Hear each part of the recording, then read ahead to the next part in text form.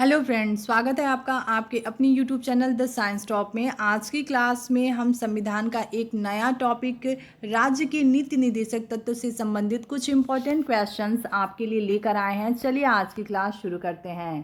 Question number 1, भारतीय संविधान में राज्य के नीति निर्देशक तत्व ग्रहण किए गए हैं। ऑप्शन हमारे पास ए ब्रिटेन से, बी पूर्व सोवियत संघ से, सी आयरलैंड से और डी फ्रांस से। इसका राइट आंसर होगा सी आयरलैंड से। अगला क्वेश्चन देखेंगे। क्वेश्चन नंबर 2, राज्य के नीति निर्देशक तत्वों का उल्लेख भारतीय संविधान के किस भाग में है? ऑप्शन हमारे पास ए भाग सेकेंड, बी भाग थर्ड, सी भाग फोर्थ, डी भाग फिफ्थ। इसका राइट आंसर होगा सी भाग फोर्थ। अगला क्वेश्चन देखेंगे। क्वेश्चन नंबर 3, भारतीय संविधान के किस अनुच्छेद में राज्य की नीति निर्देशक तत्वों का उल्लेख है? ऑप्शन हमारे पास ए अनुच्छेद 33 से 46, बी अनुच्छेद 36 से 51, सी अनुच्छेद 34 से 48 और डी अनुच्छेद 34 से 52। इसका राइट आंसर होगा अनुच्छेद 36 से 51 बी। चलिए अगला क्वेश्चन देखेंगे। संविधान का वह कौन सा भाग है जो संविधान के निर्माताओं के मस्तिष्क और उद्देश्यों को प्रतिबिंबित करता है? ऑप्शन हमारे पास ए मूल अधिकार, बी संविधान की प्रस्तावना, सी राज्य की नीति निर्देशक तत्व और डी भारतीय नागरिकता। इसका राइट आंसर होगा सी राज्य की नीति निर्देशक तत्व। अगला क्वेश्चन देखते हैं। राज्य के नीति निर्देशक तत्वों में निम्नलिखित में से किन किन प्रकार के सिद्धांत अंतर्निहित है? ऑप्शन हमारे पास ए आर्थिक सिद्धांत, बी प्रशासनिक सिद्धांत, सी सामाजिक सिद्धांत और डी उपयुक्त सभी। तो इसका राइट आंसर होगा डी उपयुक्त सभी। अगला क्वेश्चन देखते हैं। संविधान में राज्य के नीति निर्देशक तत्वों को शामिल करने के पीछे क्या उद्देश्य है? ऑप्शन मेरे पास ए राजनीतिक लोकतंत्र की स्थापना, बी सामाजिक लोकतंत्र की स्थापना, सी सामाजिक आर्थिक लोकतंत्र की स्थापना और डी गांधीवादी आदर्शों के अनुरूप लोकतंत्र की स्थापना। तो इसका राइट आंसर होगा सामाजिक आर्थिक लोकतंत्र की स्थापना।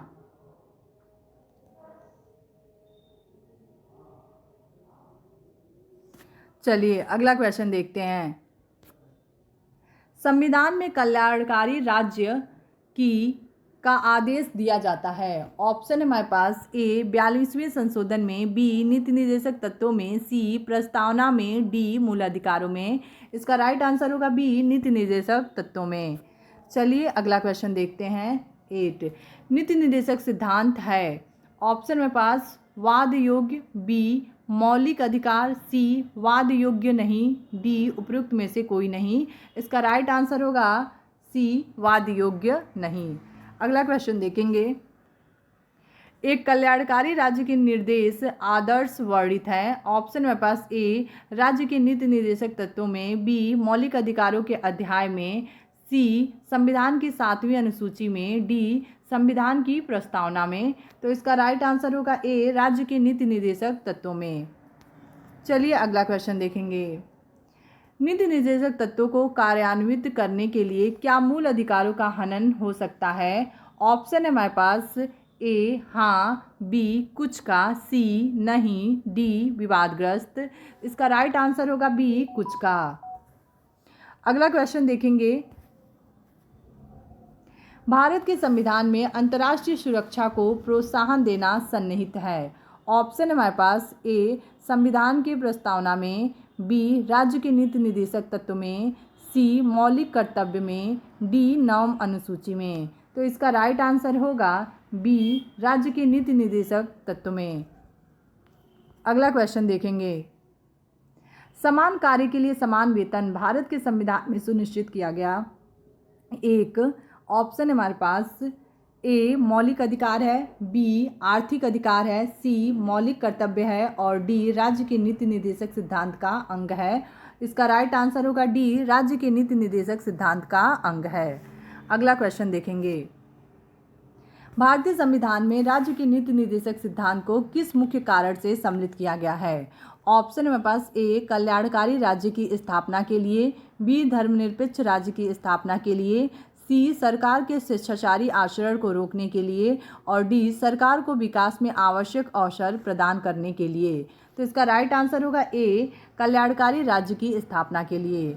अगला क्वेश्चन देखेंगे, मूलभूत संविधान के कौन से भाग में राज्य लोक कल्याण की संकल्पना सम्मिलित की गई है?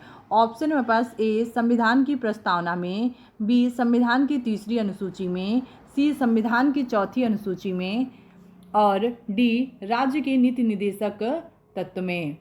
तो इसका राइट आंसर होगा डी राज्य के नीति निर्देशक तत्व में। चलिए अगला क्वेश्चन देखते हैं, संविधान का कौन सा अंश भारत के नागरिकों को आर्थिक न्याय प्रदान करने का संकेत करता है? ऑप्शन है हमारे पास ए राज्य के नीति निर्देशक तत्व, बी मौलिक अधिकार, सी प्रस्तावना, डी उपयुक्त सभी। तो इसका राइट आंसर होगा ए राज्य के नीति निर्देशक तत्व। अगला क्वेश्चन देखते हैं, निम्नलिखित में से कौन सा राज्य नीति निर्देशक सिद्धांत नहीं है? ऑप्शन मेरे पास ए अंतर्राष्ट्रीय शांति को प्रोत्साहन, बी 14 वर्ष तक के बच्चों को निःशुल्क अनिवार्य शिक्षा प्रदान करना, सी गोवध निषेध और डी निजी संपत्ति की समाप्ति। तो इसका राइट आंसर होगा डी निजी संपत्ति की समाप्ति। अगला क्वेश्चन देखेंगे, किसी नीति निर्देशक सिद्धांत को प्राय समाजवादी माना जाता है? ऑप्शन मेरे पास ए ग्राम पंचायतों की स्थापना, बी गोवध पर प्रतिबंध, सी अंतर्राष्ट्रीय शांति एवं सुरक्षा को प्रोत्साहन और डी आय की असमानताओं को कम से कम करना। तो इसका राइट आंसर होगा ए ग्राम पंचायतों की स्थापना। अगला क्वेश्चन देखेंगे, निम्नलिखित निर्देशक सिद्धांतों में से वह सिद्धांत कौन सा है जिसे गांधीवादी सिद्धांत कहा जाता है? ऑप्शन मेरे पास ए श्रमिकों और बच्चों का संरक्षण, बी स्वशासन के प्रभावी एकलों के रूप में ग्राम पंचायत का संगठन, सी पुरुषों एवं महिलाओं के सामान्य कार्य और डी कार्यपालिका से न्यायपालिका को पृथक करना। तो इसका राइट आंसर होगा बी स्वशासन के प्रभावी एकलों के रूप में ग्राम पंचायत का संगठन। अगला क्वेश्चन देखते हैं, भारत के किस राज्य में समान नागरिक संहिता लागू है? ऑप्शन मेरे पास ए मेघालय, बी केरल, सी हरियाणा, डी गोवा। तो इसका राइट आंसर है डी गोवा। अगला क्वेश्चन देखेंगे, राज्य के नीति निर्देशक सिद्धांतों के अनुसार किस आयु तक के बच्चों को निःशुल्क एवं अनिवार्य शिक्षा देने की आशा की जाती है?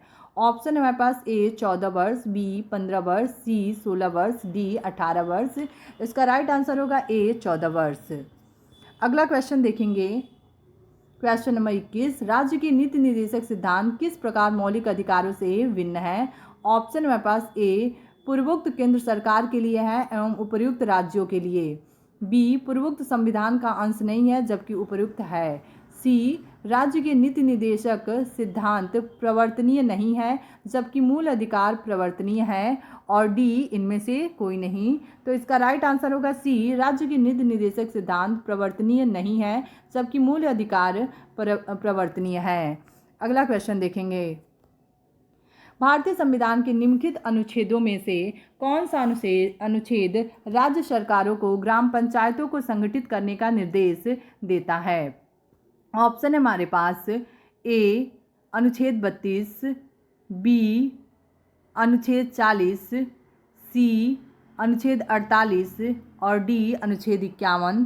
तो इसका राइट आंसर होगा अनुच्छेद 40 बी। चलिए अगला क्वेश्चन देखते हैं, राज्य के नीति निर्देशक सिद्धांतों में से किस अनुच्छेद का संबंध अंतर्राष्ट्रीय शांति और सुरक्षा के संवर्धन से है? ऑप्शन है हमारे पास ए अनुच्छेद 48, बी अनुच्छेद 52, सी अनुच्छेद 51 और डी अनुच्छेद 54। तो इसका राइट आंसर होगा अनुच्छेद 51। अगला क्वेश्चन देखेंगे, इनमें से कौन राज्य के नीति निर्देशक सिद्धांतों में सम्मिलित नहीं है? ऑप्शन हमारे पास ए मद्य निषेध, बी काम का अधिकार, सी सूचना का अधिकार और डी समान कार्य हेतु समान वेतन। तो इसका राइट आंसर होगा सी सूचना का अधिकार। अगला क्वेश्चन देखेंगे, निम्नलिखित में से कौन सा एक संविधान के 42वें संशोधन द्वारा नीति निर्देशक तत्वों में नहीं जोड़ा गया? तो इसका राइट आंसर क्या होगा, चलिए देखते हैं ऑप्शन के थ्रू। ए शोषण से युवाओं तथा बच्चों की सुरक्षा, बी समान न्याय तथा निःशुल्क कानूनी सलाह, सी सभी नागरिकों के लिए समान आचार संहिता और डी उद्योगों के प्रबंध में श्रमिकों की भागीदारी।